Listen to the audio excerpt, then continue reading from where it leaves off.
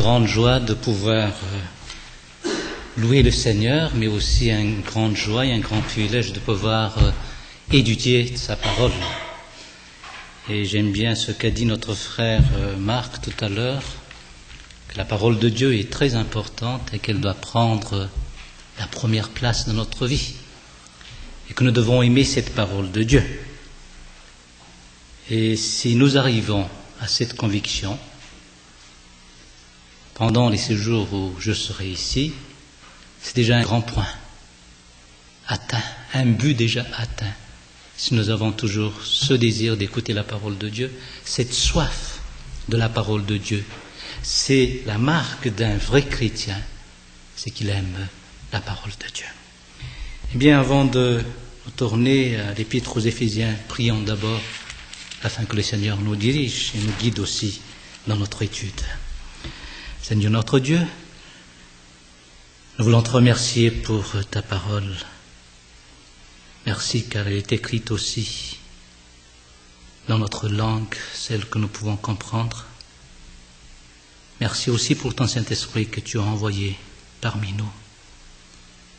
Et c'est lui qui est capable de nous instruire, de nous illuminer. Alors ce matin, nous voulons te demander, afin que ton Saint-Esprit puisse travailler parmi nous, que tu travailles parmi nous, Seigneur. Parle, car tes serviteurs écoutent au nom de Jésus-Christ. Amen. Éphésiens chapitre 4, c'est notre étude le dimanche matin. Vous connaissez très bien le contexte de ce chapitre 4, c'est que nous l'avons mis d'abord dans le contexte de l'épître elle-même. C'est que l'apôtre Paul veut mettre dans cette épître l'emphase sur l'importance de la doctrine, de l'enseignement, mais aussi il a montré les conséquences de cet enseignement qui est le côté pratique, la marche chrétienne. Chapitre 1 jusqu'au chapitre 3, c'est la doctrine, surtout la doctrine de qu'on appelle en termes théologiques la sotériologie, ou bien la doctrine de la rédemption ou du salut, mais en rapport avec la Trinité, Dieu Père, Dieu Fils et Dieu Saint-Esprit, dans le premier chapitre. Nous avons vu aussi la doctrine de la sotériologie par rapport à l'homme, en faisant une anthropologie aussi, une étude de l'homme dans le chapitre 2. L'apôtre Paul a su montrer le salut pour l'homme qui est mort dans ses péchés et à cause de ses péchés. Mais le salut n'est pas un but final du Seigneur, ce n'est qu'un acte initial. Il commence quelque chose par le salut. Et la vie chrétienne ne s'arrête pas au salut. Il y a la vie d'église. Et au chapitre 3, l'apôtre Paul nous parle de l'église elle-même, comment Dieu a pris cela comme mystère d'abord dans le temps, puis il a amené cette église qui est devenue maintenant visible, et que l'église est très importante, donc il nous a apporté l'ecclésiologie, mais le salut dans l'ecclésiologie. Donc vous voyez, c'est toujours centré sur le salut, mais par rapport à Dieu, par rapport à l'homme et par rapport à l'Église. Maintenant, il passe au côté pratique, au chapitre 4, verset 1, il nous dit « Je vous exhorte donc, moi, le prisonnier, dans le Seigneur, à marcher d'une manière digne de la vocation qui vous a été adressée. » Donc maintenant, parce que le Dieu trinitaire nous a sauvés, nous qui étions morts dans nos péchés, et qui nous a mis dans une église, eh bien nous devons marcher selon la vocation qui nous est adressée. Nous sommes appelés à vivre dans une église, à appartenir à une église et à vivre notre vie chrétienne dans l'église. Et vous savez, si vous ne le savez pas, vous le saurez, mais vous allez savoir maintenant, c'est que la vie chrétienne n'est pas une vie individuelle, c'est une vie communautaire, c'est-à-dire que nous devons être dans une communauté, nous devons être dans un corps. C'est comme notre nez, notre oreille, ou bien notre bras. Bien, si je prends par exemple l'exemple de mon bras, s'il veut prendre la cloche, c'est toujours avec le corps, mais il ne pourra jamais le faire seul.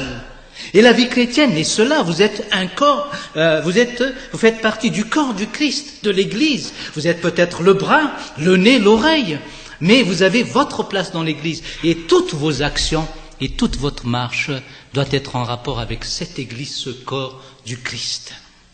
Maintenant, il nous dit que dans notre passé, nous étions païens aussi. Nous étions comme les païens. Nous marchions comme les païens. Mais maintenant, nous sommes transformés. Au verset 17 du chapitre 4, il exhorte d'une manière négative les chrétiens, dans le sens négatif de l'exhortation. Voici donc ce que je dis et ce que je déclare dans le Seigneur, c'est que vous ne devez plus marcher. Tout à l'heure, il a dit marchez maintenant, mais après il ajoute, vous ne devez plus marcher comme les païens qui marchent selon la vanité de leurs pensées.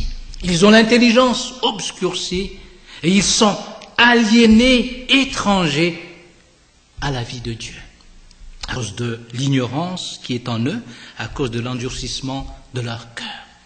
Voilà le païen, voilà notre état quand nous étions encore païens. Nous avons l'intelligence obscurcie. Et c'est tout ça qui dictait notre marche. C'est toujours notre intellect qui dicte notre action. Qui que nous soyons, même les fous, sont dictés par leur intelligence. Pourquoi ils sont en train de pécher ici? Pourtant, c'est une église, et c'est du tapis, c'est un plancher. Mais pourquoi ils pêchent là? C'est parce que dans sa tête, il croit que c'est de la piscine ou bien de l'eau, ou bien c'est un lac. Donc c'est cette pensée qui dicte ses actions. Bien pour nous, le fou, c'est toujours celui qui ne fait pas ce que nous faisons. Mais en réalité, il fait ce que nous faisons, mais il le fait selon sa pensée, qui est aliénée. Nous, quand nous étions païens, c'était exactement ce que nous avons fait. Nous avons marché au verset 19, ayant perdu tout sentiment, ils se sont livrés à la dissolution pour commettre toute espèce d'impureté jointe à la cupidité. C'était notre marche. À la dissolution, à l'impureté, à la cupidité. Mais comme nous avons eu ce privilège d'être touchés par la parole de Dieu, et que nous avons eu l'occasion d'apprendre Christ lui-même, et que nous avons entendu parler de l'Évangile, soit par nos amis, soit à l'Église, soit à des réunions d'évangélisation, nous avons appris le Christ, non pas le christianisme. Nous avons appris le Christ lui-même. On nous a démontré comment il est, qui il est, qu'est-ce qu'il a fait, quel est son nom. Et le nom du Christ démontre son ministère, ce qu'il fait, son œuvre. Et vous avez connu le Christ, vous avez appris le Christ, vous l'avez connu. C'est ça qui vous a aidé à vous dépouiller de votre vieil homme, de votre vieille nature, comme nous disons aussi. Et nous voyons cela au verset 21, si du moins vous l'avez entendu, c'est-à-dire le Christ, et si conformément à la vérité qui est en Jésus, c'est en lui que vous avez été instruits à dépouiller, eu égard à votre vie passée, du vieil homme. Et nous avons revêtu aussi de l'homme nouveau. Il y a une transformation. Et cette transformation s'opère d'abord là, dans notre intelligence qui était obscurcie. Le Seigneur travaille par sa parole, et il nous enseigne par cette parole, il nous apprend le Christ par cette parole, et lorsque nous connaissons le Christ, nous avons l'intelligence éclairée grâce à ce Christ qui est venu dans notre vie. Il nous a illuminés, il nous a éclairés, et c'est ce qui nous a changé complètement, c'est ce qu'on appelle le métanoïa, le changement de nous. Nous, c'est l'esprit. Et le changement de nous, c'est-à-dire de l'intelligence, de la mentalité, c'est ce qu'on appelle se repentir. Bien, tout ce que je viens de dire n'est qu'une répétition de ce qu'on a vu. Et c'est nécessaire quand même de revoir un peu ce qu'on a vu. Dans quel état nous sommes maintenant? Eh bien, nous sommes transformés. Et le Seigneur veut que nous marchions selon cette transformation. Il nous a appelés à être transformés dans le salut, à appartenir à l'Église. Nous devons marcher comme cela. Et il nous dit, premièrement, quel genre de marche nous devons avoir dans chapitre 5, versets 1 et 2. Surtout 2. Et marcher dans la charité à l'exemple du Christ. Marcher dans la charité. Marcher avec charité, comme on peut traduire aussi, car c'est en datif en grec. Donc on peut traduire soit avec, soit dans, ou par aussi, par amour. Je ne sais pas si vous avez d'autres versions qui montrent cela, marcher avec amour, mais on peut le traduire ainsi. Donc la vie chrétienne maintenant, c'est une vie dictée par l'amour. Nous marchons avec amour, nous marchons par l'amour. Et vous savez, quand on est dicté par l'amour, tout est facile. Hein? C'est pas vrai, non? Lorsqu'on est dicté par l'amour, tout est facile. Et tout est possible aussi, merci pour cela, plus exact encore, tout est possible par amour. Et la vie chrétienne est ainsi, nous sommes dictés. C'est pour ça que l'apôtre Paul nous dit dans une de ses épîtres, nous sommes pressés par cet amour. Et nous devons être pressés par l'amour dans notre marche chrétienne. Et comme je vous ai dit, l'amour est d'abord une conversation, avant d'être un acte. C'est d'abord une conversation. Dieu lui-même a conversé d'abord, il s'est communiqué à l'homme, il a communiqué sa révélation, il a communiqué son amour. Et après, il a donné son Fils pour mourir pour nous sur la croix. Ça, c'est un acte. Mais il a parlé de tout cela pendant 1500 ans. Vous voyez ? Un millénaire et demi. 1500 ans. Il a parlé d'abord du Christ. Il a communiqué ce message. Il a conversé à l'homme. Il veut le sauver. Et après, il a donné. Et dans la vie chrétienne, la marche avec amour, par amour, dans l'amour, consiste à converser avec ceux qui sont autour de nous. Et c'est l'image du corps que nous avons là dans la tête. C'est que, vous savez, les membres se parlent entre eux dans notre corps. Hein. Ils ne connaissent pas le français, mais ils savent se parler. Que nous soyons malgaches, français, anglais ou bien italiens, eh bien, nos corps savent se parler. Hein. Vous voyez, si vous avez, comme déjà, une moustique qui a piqué sur votre main gauche, eh bien, automatiquement, la main droite va faire un travail. Ah, ma main gauche, il m'a dit qu'il faut attraper ce moustique. Paf. Il y a une relation, il y a une communication. Certes, ça vient de là.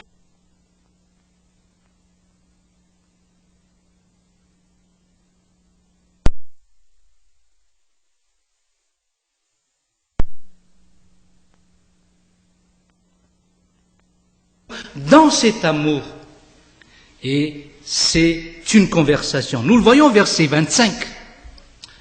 Renoncez au mensonge et que chacun de vous parle selon la vérité. Donc, converser, c'est dire la vérité d'abord et enlever tout ce qui est mensonge. J'ai lu dans un article, je l'ai dit ici la première fois que j'ai parlé de ce passage, que la terre serait l'enfer s'il n'y a pas de mensonge. Ce que disait l'auteur. Ce sera l'enfer s'il n'y a pas de mensonge. Mais pourquoi dans l'enfer là maintenant? C'est à cause de ces mensonges plutôt. Hein? C'est à cause de tout cela.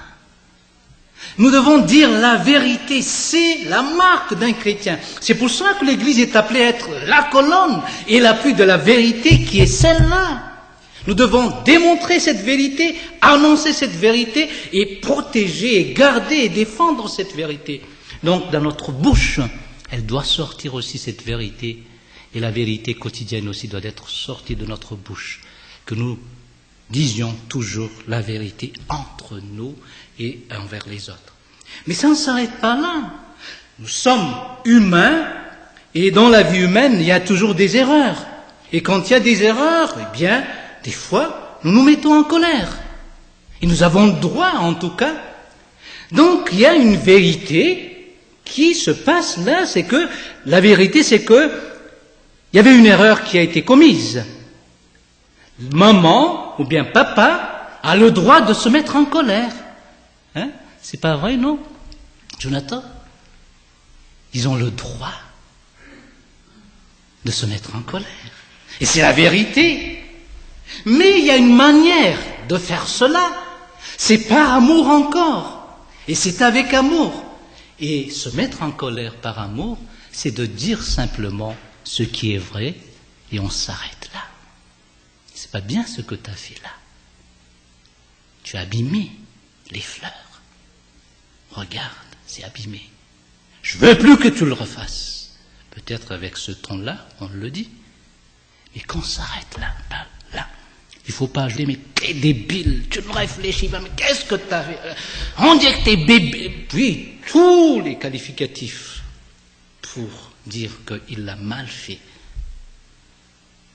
Il faut le dire simplement, la vérité, c'est la colère. Mais on s'arrête là. Il ne faut pas que le soleil se couche sur notre colère, car ça va nous détruire nous-mêmes. Hein? C'est comme si vous gardez une tomate pourrie à travers les tomates, belles tomates qui sont là, laissez-le-moi là, cette tomate, hein? En quelques heures, en quelques jours, eh bien, les autres sont aussi pourris. Eh bien, c'est une tomate pourrie que vous gardez là, cette colère. Il faut la sortir, mais quand tout s'arrête là, il ne faut pas garder cela. Mais j'aimerais bien vous poser la question, est-ce que vous avez toujours la colère en vous aujourd'hui même? Est-ce que vous gardez toujours une rancune envers une personne? Il y a en tout cas une question sur cela. Cet après-midi, nous allons avoir une réponse aux questions. On parlait de rancune. Et ça, c'est une forme de la colère gardée en nous. On n'aura pas l'occasion de répondre à cette question peut-être ce soir, cet après-midi, mais à d'autres parce que j'ai du mal à bien comprendre la question. J'ai 3 ou 4 hypothèses pour cette question. Alors, j'aimerais bien poser encore la question à la personne qui l'a posée et revoir. Mais la colère doit s'arrêter à la vérité seulement là, et que ça ne continue plus, et que nous enlevions tout ce qui est suite de cette colère. Donc vous voyez la communication, la conversation, hein, c'est l'amour. Il y a un parent qui n'ose pas gronder son fils, n'est pas un parent, n'est pas un père qui n'ose pas gronder son fils, n'est pas un père réellement. Dieu nous gronde. Et ça, c'est biblique. Si vous aimez vos enfants, eh bien, s'ils font des erreurs, s'ils font des fautes, et aussi même s'ils pêchent, vous avez le devoir, le privilège, et le droit aussi de vous mettre en colère en disant non. Mais qu'on n'exagère pas quand même.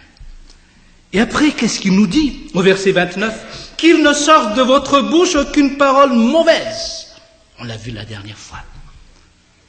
Le monde où nous sommes, c'est le monde du ragot. Le ragot, c'est la médisance, commérage. On aime toujours parler des autres. Hein. C'est un peu le défaut des dames vieilles qui sont veuves. Surtout. Hein. Elles se mettent toujours près des fenêtres. Elle est toujours là pour regarder. Et quand quelqu'un vient chez elle, elle va papoter. Oh, un tel, il venait de passer là, avec une fille là. Hein. Pourtant, la semaine passée, c'était une autre encore. Mais et là, on raconte la vie de cette personne, puis on est en train de médire. C'est très humain. Je n'allais pas dire très féminin, même si la Bible met l'emphase là-dessus. Et on n'a jamais demandé aux hommes de ne pas médire, mais plutôt aux femmes de ne pas médire. Mais ce sont des paroles mauvaises, des paroles qui détruisent. Vous tuez cette personne dans la société. Si vous dites que je suis un fou, eh bien partout où j'irai, vous annoncez ça dans toutes les églises du Québec, ah, Miara, c'est un fou, hein. Eh bien je suis mort dans toutes ces églises. Dès qu'on me voit, eh bien tout le monde va réagir selon ce renseignement. Vous me tuez. Et même si c'est vrai, mais qu'est-ce que ça apporte? Votre mari, il a le nez comme ceci. Par exemple. Vous dites, ah, mon mari, il a le nez tordu. Ah, mon mari, il a le nez tordu. C'est vrai ou c'est pas vrai? C'est vrai. Mais qu'est-ce que ça apporte? Ça détruit votre mari. Même si c'est vrai. Alors, toute parole mauvaise ne sorte pas de notre bouche, que nous sachions plutôt parler des choses bonnes. Il nous dit là au verset 29, « S'il y a lieu, quelques bonnes paroles qui servent à l'édification. » Donc les mauvaises paroles, ce sont les paroles qui détruisent, les paroles qui blessent, les paroles qui briment, les paroles qui tuent. Comme dit l'auteur des Proverbes, dans chapitre 12, verset 6, les paroles des méchants sont des embûches, des ruses pour verser le sang. Dans le verset 18, tel qui parle légèrement blesse comme un glaive. Blesser, tuer, c'est ce que nous pouvons faire des fois avec notre langue. Elle est petite, hein? C'est une arme à 2 tranchants, c'est une épée comme dit la Bible. Petite languette, pléonasme. Et pour vous mettre un peu l'emphase sur la petitesse de notre langue. Elle est petite, mais elle est capable de détruire, de tuer.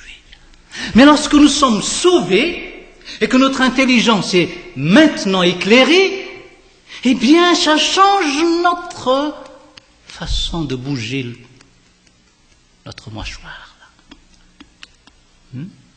Je dis que vous avez fait comme ça avant, puis maintenant c'est comme ça. Non, c'est ce qui sort de votre bouche plutôt que je voulais en venir. Notre langue change aussi.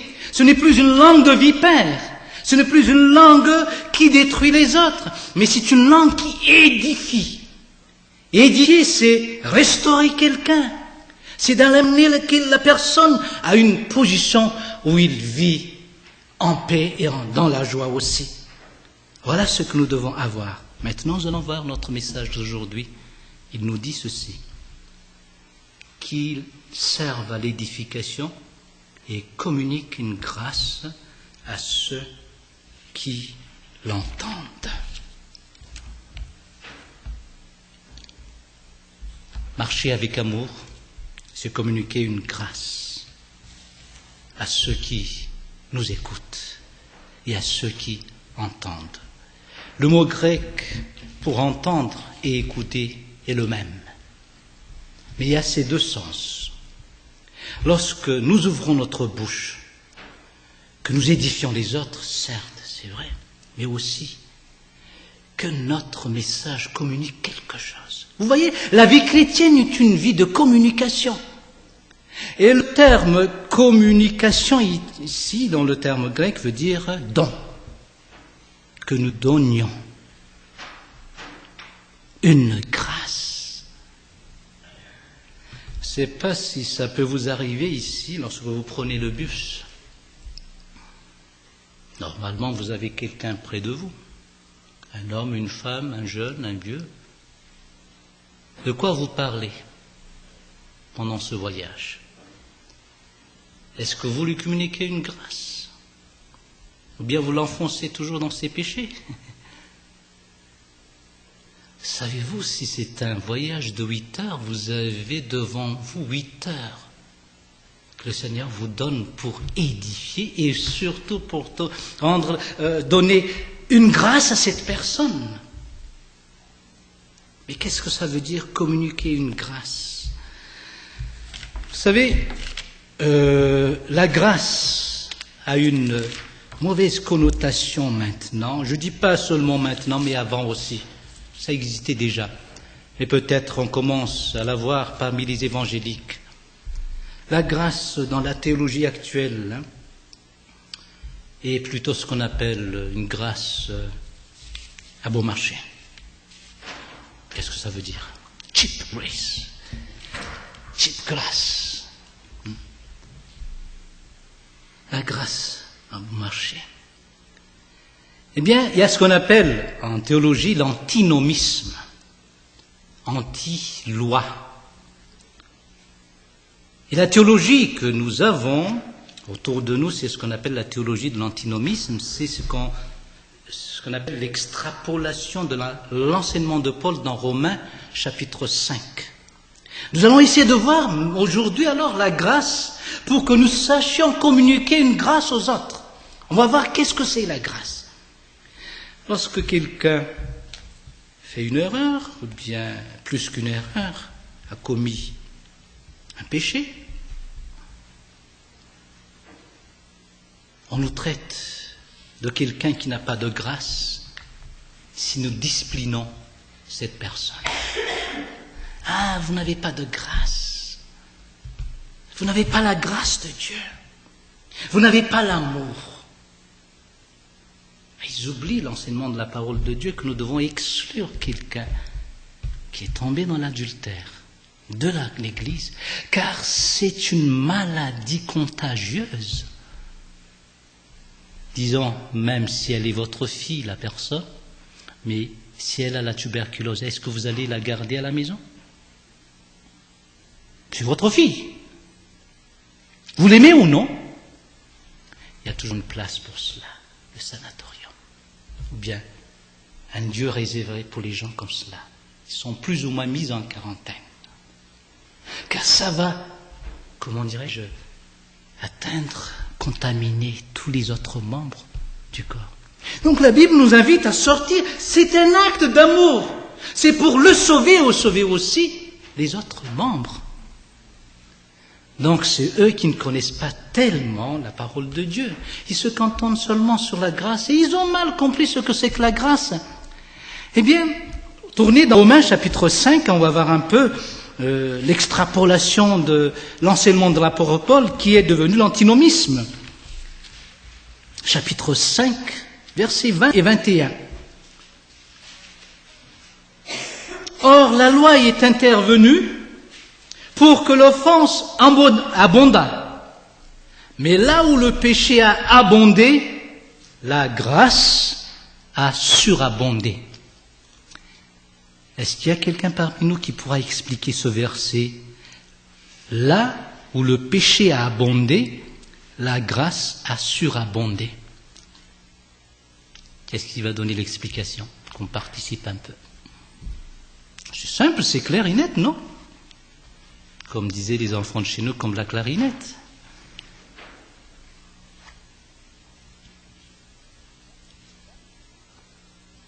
Là où le péché abonde, qu'est-ce que ça veut dire?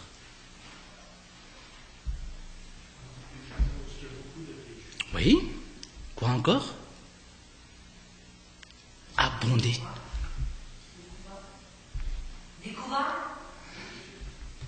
Ça peut être une conséquence après, oui, mais abonder, c'est-à-dire le maximum de péché que nous pouvons faire. Hein? Et là où nous sommes arrivés au maximum, la grâce surabonde. Vous comprenez cela? C'est la grâce de Dieu. Dans quel état vous êtes? Vous êtes un pécheur qui, selon l'homme, ne sera pas pardonné. Dieu peut toujours vous pardonner, vous sauver. C'est la grâce de Dieu. Si vous avez tué quelqu'un, est-ce que vous pouvez être encore sauvé? Voilà la question. Disons, personne, vous avez tué 10 personnes dans votre vie. Il n'y a aucune différence. 10, 100, vous avez tué quelqu'un. Vous avez transgressé la loi. Est-ce que vous pouvez être sauvé? Oui. Dans quel état nous sommes? Sommes-nous? Bien, que nous soyons pécheurs, eh bien Dieu peut nous sauver et veut nous sauver. C'est la grâce. Vous savez, il y a une image qui est venue dans ma tête quand j'ai préparé cela, c'est l'image de notre peau. Lorsque vous commencez à grossir un peu, là, à avoir du poids, il y a de la graisse. Est-ce que cela vous est arrivé que dans quelque partie de votre corps, la peau est déchirée? La peau surpasse toujours nos graisses. C'est pas vrai, non? Essayez de grossir, vous verrez bien, la peau va suivre cela. C'est un peu la grâce de Dieu. Quoi que vous fassiez dans votre vie, la grâce de Dieu surabonde, surpasse tout cela. Et qu'est-ce que l'extrapolation de cette vérité? Verset 1. verset 21 d'abord. Afin que comme le péché a régné par la mort, ainsi la grâce régna par la justice pour la vie éternelle par Jésus-Christ notre Seigneur. Verset 1, chapitre 6. Que dirons-nous donc? Demeurerions-nous dans le péché afin que la grâce abonde? Mais la grâce abonde, elle pourra toujours me sauver. Quoi que je fasse, elle est là. Elle m'attend toujours. Elle est prête comme ma peau, que je grossisse ou bien que je maigrisse. Eh bien, la grâce pourra toujours surabonder, surpasser tout cela. La logique, bon, je vais rester dans le péché. C'est ce qu'on appelle l'antinomisme. Il y a des gens qui disent que Dieu est miséricordieux. Il nous aime. Et Dieu a la grâce. Et la grâce de Dieu est là pour nous pardonner toujours. Quoi que nous fassions, quoi que nous disions, il est là pour nous pardonner. Et qu'est-ce que ça veut dire? C'est tolérer l'homme dans son péché. Il y a une vérité, une partie de vérité, mais la grâce ne tolère pas le péché. Mettez bien cela dans votre tête. La grâce ne tolère jamais le péché. Qu'est-ce qu'elle fait la grâce alors? Si elle arrive à surabonder notre péché qui abonde, qu'est-ce qu'elle fait? Rien. Si elle fait quelque chose, la grâce. La grâce ne condamne pas, c'est vrai, mais la grâce ne tolère pas non plus le péché, mais la grâce délivre du péché. Vous voyez la différence? Donc si la grâce de Dieu tombe sur moi, et moi je suis en train de pécher, qu'est-ce qui va se passer? Je vais quitter ce péché. C'est garanti. C'est la Bible qui enseigne cela. Donc la grâce type maintenant, c'est la grâce qui tolère les gens dans leur péché. Oh, qui sommes-nous pour leur dire qu'ils sont... pensez d'abord à vous-même avant de... Vous avez entendu cela peut-être? Ou bien vous l'avez déjà dit aussi, je ne sais pas. Je ne vous connais pas du tout. Mais c'est la grâce type, à bon marché. La grâce de Dieu ne tolère pas le péché. La grâce de Dieu veut enlever cette personne de son péché, de son problème. C'est une grâce qui délivre, qui nous sort de nos problèmes et de nos péchés. Tournez dans Tite, chapitre 2, vous allez comprendre cela. Tite, chapitre 2, verset 11.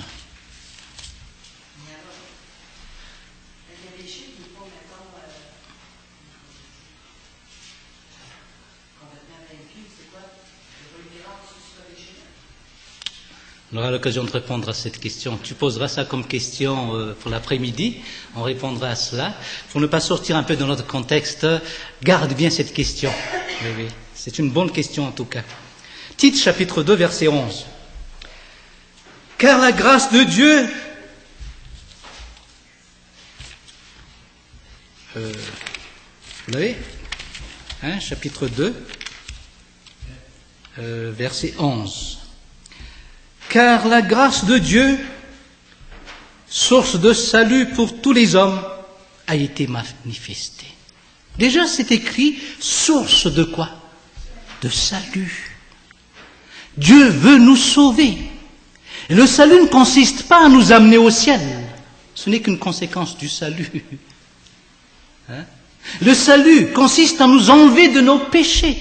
Voilà. C'est le péché qui est notre problème.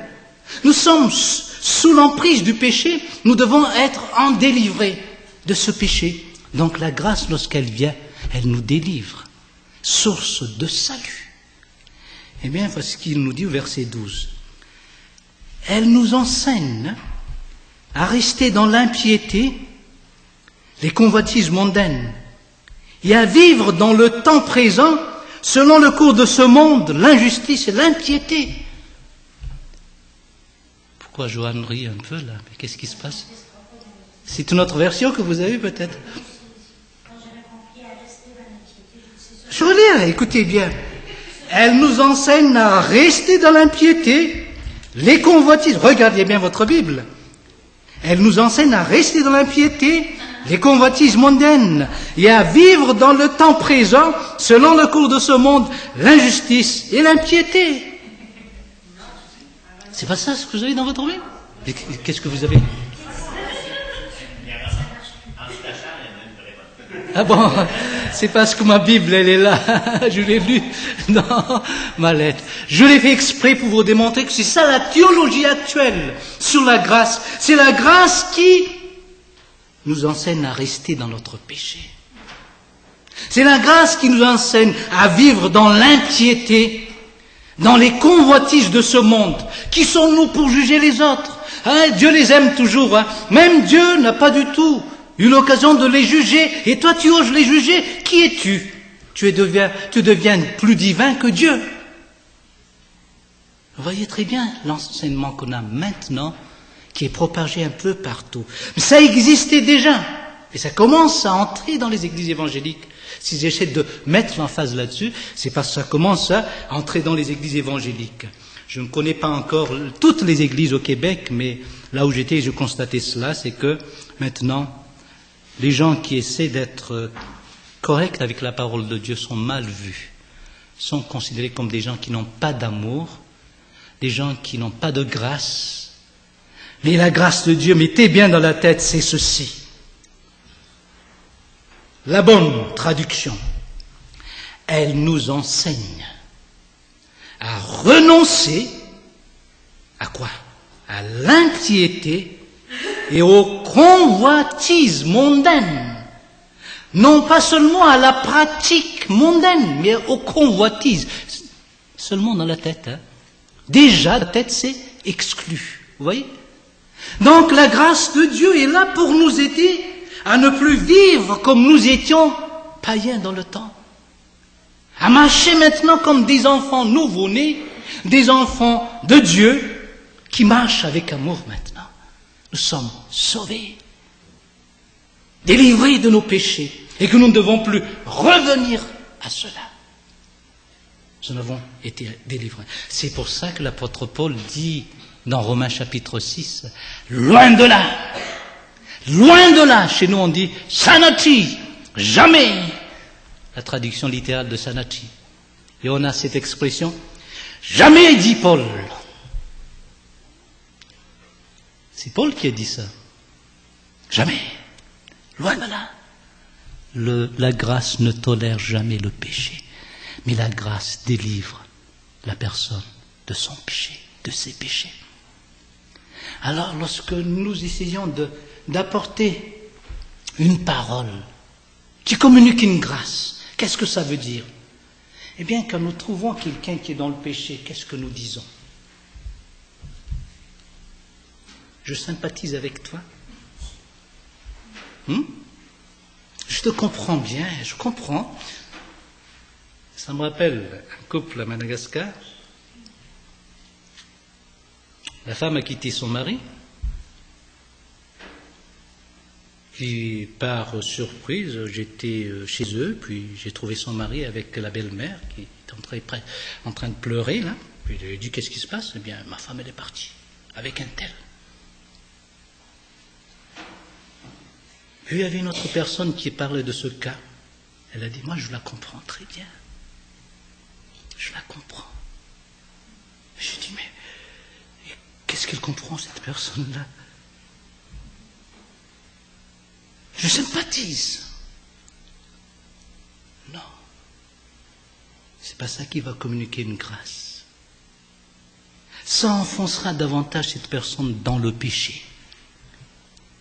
Il se sentira à l'aise parce que nous sympathisons, nous le comprenons. Dans le péché, il n'y a rien à comprendre, chers amis. Est-ce que le fait de tuer quelqu'un est une chose compréhensible? On ne peut pas comprendre le péché. Et on ne peut pas sympathiser avec les gens qui sont dans le péché. Mais il faut leur apporter la grâce de Dieu. Qu'est-ce que ça veut dire? Dieu t'aime. Dieu ne te juge pas. Moi non plus. C'est ça? Non. C'est de lui apporter la grâce de Dieu. Et le moyen de la grâce, c'est celle-ci. Chez les réformés et les catholiques, il y a d'autres moyens de grâce. Mais le seul moyen de grâce, c'est la Bible. Alors vous n'avez qu'à lui apporter la parole de Dieu, qui sera un miroir pour lui. Et lorsqu'il verra son visage dans ce miroir, il saura qu'il a un charbon sur le front, un autre sur la joue, grâce à ce miroir. Et ça, c'est un acte de grâce. Nous l'amenons à reconnaître plutôt son péché et l'amener à sortir de ce péché. Certes, ce n'est pas facile. Mais si c'est un chrétien, donc c'est faisable et même c'est recommandable. Nous devons l'amener à reconnaître son péché et à sortir de ce péché-là. Voilà ce qu'on appelle communiquer une grâce. Ne pas sympathiser avec les autres dans leur péché, ni comprendre les gens dans leur péché. On n'a rien à comprendre là-dedans. La Bible nous dit qu'il est dans un état de péché. Il doit en être délivré. Et vous voyez dans Jacques, vous connaissez ce passage qui nous dit, chapitre 5, verset 19, voici ce qu'on dit l'apôtre Jacques. « Mes frères, si quelqu'un parmi vous s'est égaré loin de la vérité, et qu'un autre l'y ramène, qu'il sache que celui qui ramènera un pécheur de la voie où il s'était égaré, qu'est-ce qu'il a fait? Sauvera une âme de la mort et couvrira une multitude de péchés. Couvrira une multitude de péchés. Couvrir, en grec en tout cas, ne veut pas seulement dire cacher. Par exemple, comme vous voyez ici, le mouchoir, je le couvre de ma main. C'est vrai. Mais si j'enlève ma main, il sera toujours là, le mouchoir. Mais le couvrir, c'est comme ceci. Vous ne voyez plus le mouchoir. C'est enlevé complètement. Donc, si nous amenons la grâce, eh bien, son péché sera pardonné. On ne verra plus son péché. Eh bien, nous couvrons toute une multitude de péchés. C'est Dieu qui fait cela par sa grâce. Alors, lorsque nous côtoyons nos amis, ayons toujours cette attitude de parler des choses bonnes, édifiantes, mais qui communiquent aussi une grâce. Il y a deux approches que nous devons avoir. Si nous approchons des païens, quelle est cette parole qui communique la grâce? L'évangile. Vous allez évangéliser. C'est une parole qui communique une grâce. Il sera sauvé, cet homme. Donc, ce que nous devons faire, et là, vous voyez encore notre rôle, eh bien, c'est d'annoncer cet évangile, prêcher les vertus de Dieu, annoncer les vertus de Dieu aux païens aussi. C'est notre devoir, la grâce qui va sauver cette personne.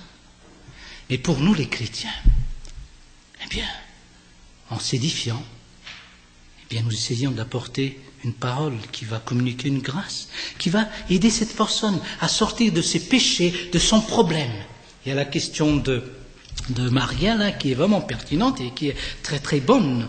Et il y a quand même quelque chose où nous sommes encore, nous avons encore de la difficulté à nous en défaire. Hein? Qu'est-ce que je dois faire pour cela? Ce que je dois faire, c'est de vous apporter une grâce. Pour communiquer une grâce qui va vous délivrer de cela.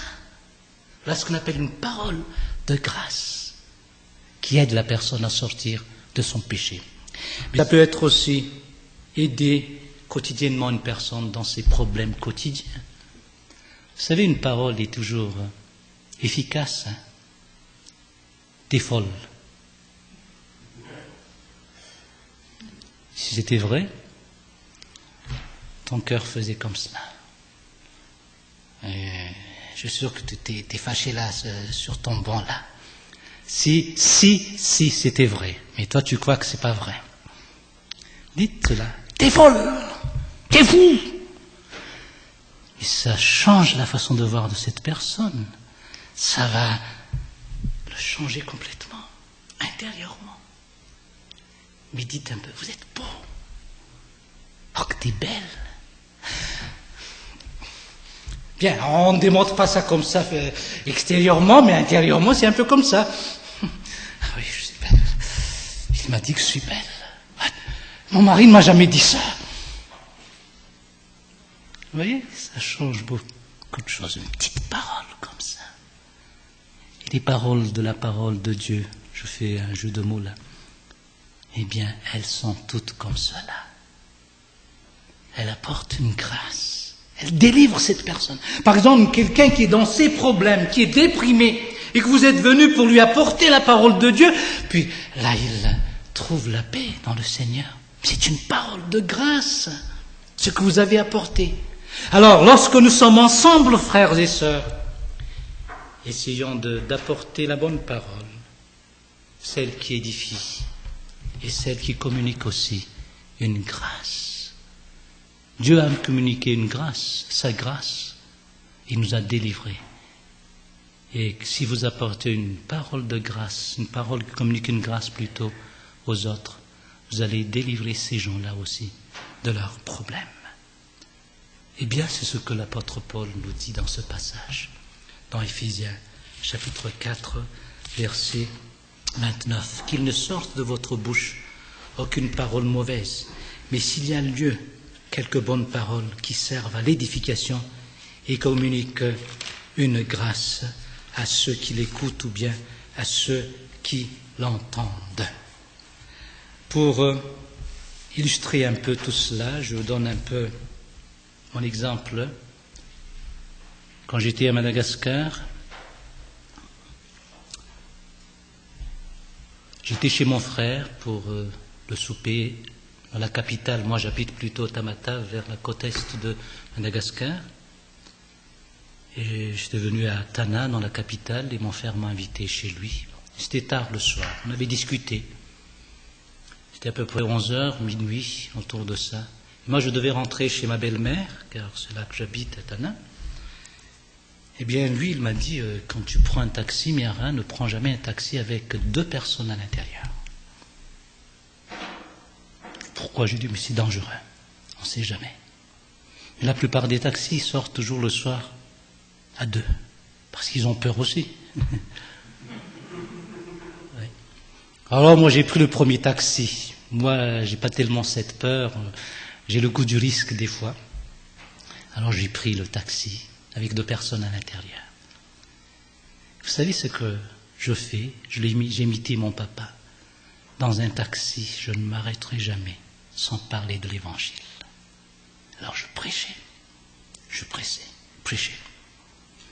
Arrivé à la moitié du chemin, celui qui était à droite, le copilote, il m'a dit, mais pasteur, mais en vous écoutant, j'ai les cheveux qui dressent là, les paroles que vous dites là, si quelqu'un pensait de faire quelque chose, il n'osera pas le faire. Alors là, je me suis dit, mais est-ce qu'il avait pensé à autre chose? Mais vous savez, cette parole alors a pu apporter une grâce. Il a enlevé cette personne de sa pensée d'aller faire du mal. Vous voyez? Moi, je ne pensais pas cela, j'ai apporté l'évangile, simplement l'évangile, que Jésus-Christ aime même les pécheurs, même ceux qui veulent tuer les gens. Et je ne savais pas si c'était vraiment leur but. Mais l'autre était fâché à gauche. Il voulait dire son ami, puis il était fâché. Mais je crois à 80%, c'est parce qu'ils ont voulu faire quelque chose. C'est une image pour vous dire que la parole peut faire quelque chose, mais c'est surtout cette parole. Alors qu'elle abonde en nous, cette parole, qu'elle habite abondamment et pleinement en nous, et que c'est elle qui sorte de notre bouche, soit pour l'évangélisation, soit pour l'édification, soit aussi pour communiquer une grâce qui va aider notre frère à sortir de ses problèmes, à sortir même